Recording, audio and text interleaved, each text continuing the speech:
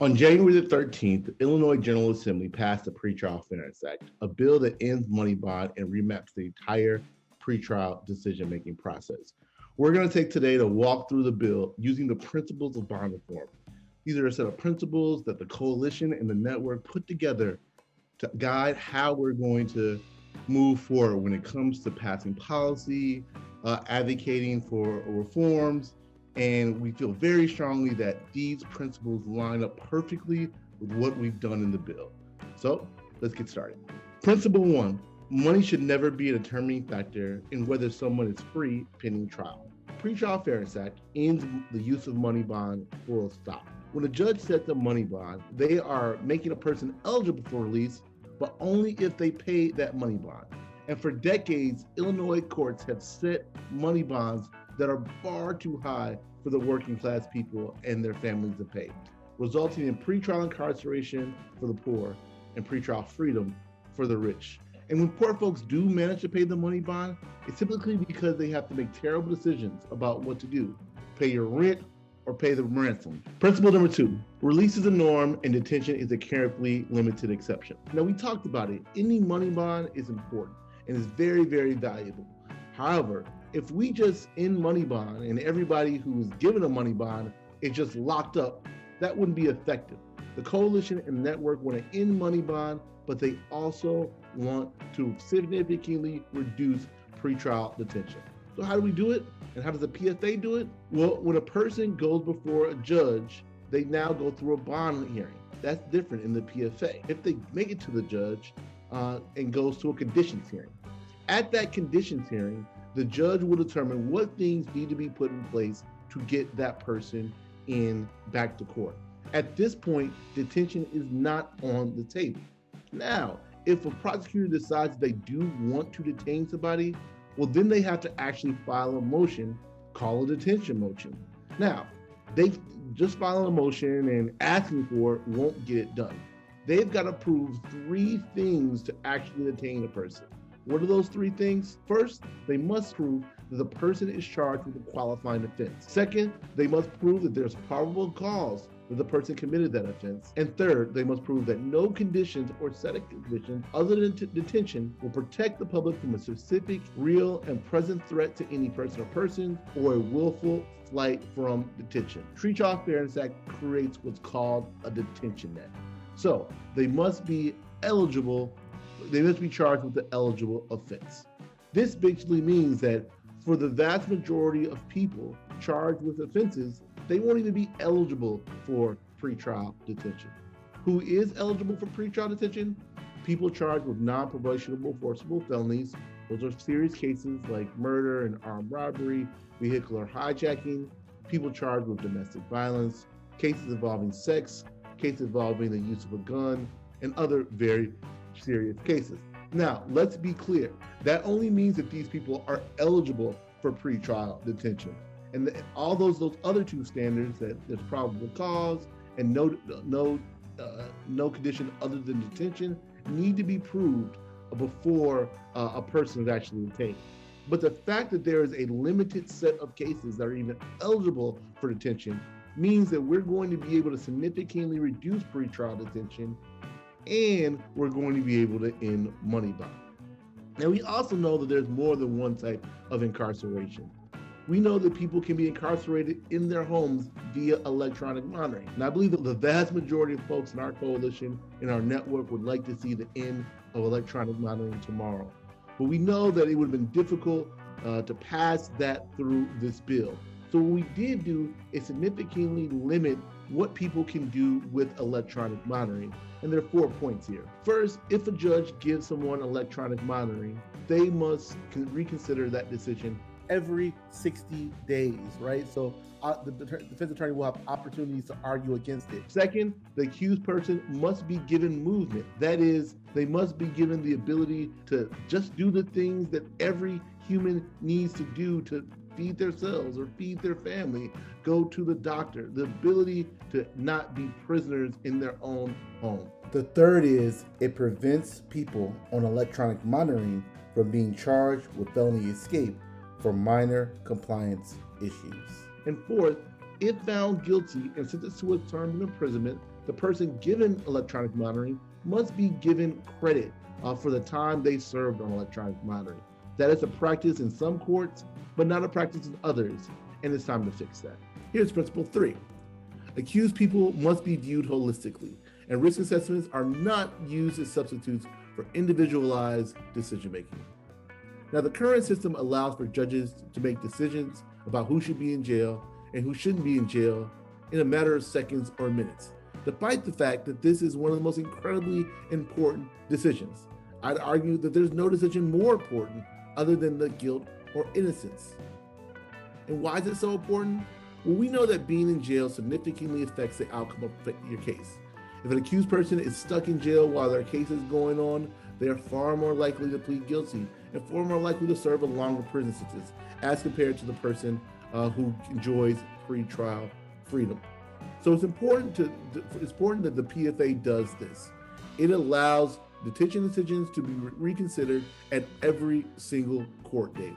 And I don't have to explain to people some of the issues that people have with risk assessments. Essentially, people argue that it's a garbage in, garbage out problem, where there are racially charged and racially biased information that goes into a risk assessment, and then the outcome can reflect that same racial bias. Again, this was a point where this bill was not a place where we could ban risk assessments, but we did put significant limitations in place. First, we barred them from being used as the sole factor for any detention decision. We allowed the scoring system to be challenged by defense counsel, and we required that any information used in the risk assessment must be given to the defense so that they can actually know the information that went into the risk assessment. Here's principle number 4. Courts should help accused people attend their court hearings and restrain people's freedom as little as possible while they are legally innocent when waiting for their trial. Now, we know that too often court processes put people in detention for reasons that aren't tied to safety. To resolve this issue, the Pretrial Fairness Act makes changes to the pretrial system both before the hearing and while the case is going on. Here are the 2 key points. First, the Pretrial Fairness Act expands law enforcement's ability to release people pre-trial. We know that we have thousands of neighbors that are charged with low-level offenses every day. The vast majority of these people are actually likely to be released, even if they're found guilty. But first, they may be taken before a judge, and depending upon the region, they may sit in jail for days. And we know the impacts of that. People are likely to lose their jobs, lose their homes, not able to attend medical appointments or conduct education. It's a really bad process of conducting justice. To remedy this, the bill requires that folks charged with Class B and Class C misdemeanors are cited on the scene and given a court date to appear, as opposed to being formally arrested and waiting in jail until their hearing. Now, there is an exception that law enforcement does have in certain situations, but we do expect that this is going to significantly reduce the amount of traditional arrests that people have to suffer through. And again, it's about keeping people out of the system, keeping people out of jail, and giving them the opportunity that they deserve and they're granted under the Constitution to actually fight their case without coercion. There's another important step that the Pretrial Fairness Act does. It reforms the warrant requirement. Now, right now, when somebody is late for court, let's say they forgot, let's say they didn't have transportation, the judge is required, it's mandatory that the judge issues a warrant. And we know what a warrant is. That's essentially a judicial order, basically requiring law enforcement to, on contact, arrest that person and bring them in jail in change. Now, there's been lots of studies done throughout the entire country, and we know that most of the time when people miss courts, they're for non-willful violations. Many times somebody may forget, they may not have transportation. So what the bill does is that it reforms the warrant process by giving judges the flexibility to, instead of issuing an arrest warrant, issue basically a notice to appear that will give that person 48 hours to return to court without having to be dragged in to court in chains. Principle number 5, Court should only use restricted pretrial conditions to ensure court appearance for people who have been proven to willfully avoid prosecution. Now, before, the current system would allow for people to be held in pretrial detention just because they were assumed to be a general danger to the community, or were a risk not to come to court because they were poor. The goal of the PFA is to limit pretrial detention, so it was important for us to make significant changes to the way the law works in these areas. And we really did it in 3 ways. First, the PFA clarifies that everyone is presumed innocent and there's a presumption that the accused person is entitled to release on pretrial recognizance on the condition that the person attends all court proceedings and the person does not commit any new criminal offenses and complies with the terms of pretrial release. So we're starting off at a point where release is the norm and detention is the exception. The second change is we define what a threat to a person means. We define what the threat is, the public safety standard. Now, typically people have perceived this as danger to the community, and we make it clear that threat has to be much more specific. It's threat to a person. Basically, the law says that detention shall only be imposed when it's determined that the person poses a specific, real, and present threat or has a high likelihood of willful flight. So the prosecutor is not going to be able to go up there and say, hey, the person is just a random danger to the community. There has to be actual proof to prove this pretrial detention before trial. And the third key point is that we define what it means to be for willful flight. Now, typically what the system does is they say that, one of the reasons why people are detained is to avoid the risk that they'll flee. But previously, flight has been defined as like mere appearance. So if somebody has missed court, then that's evidence that they will willfully flee. But when you look at the research suggests that sometimes people miss court because they're homeless. Sometimes they miss court because they forgot. Sometimes they miss court because they have transportation issues.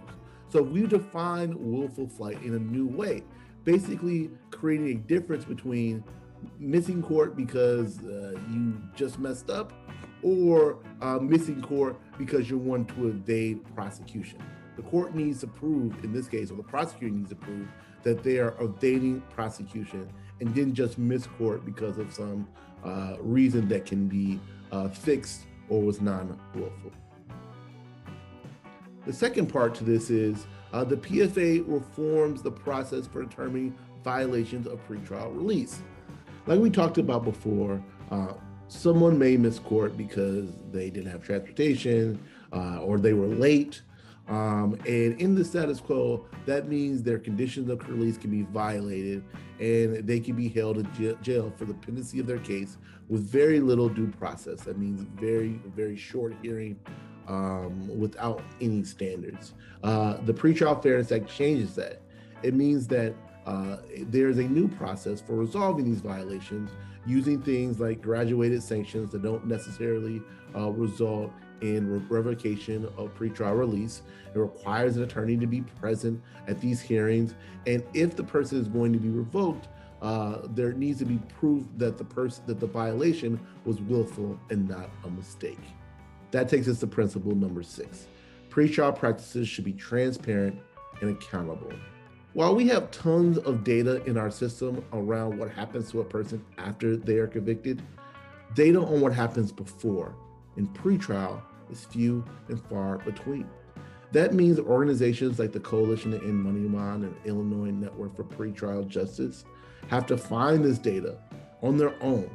And we've done it through individual searches and court watching programs to just know simply what is happening in our courts.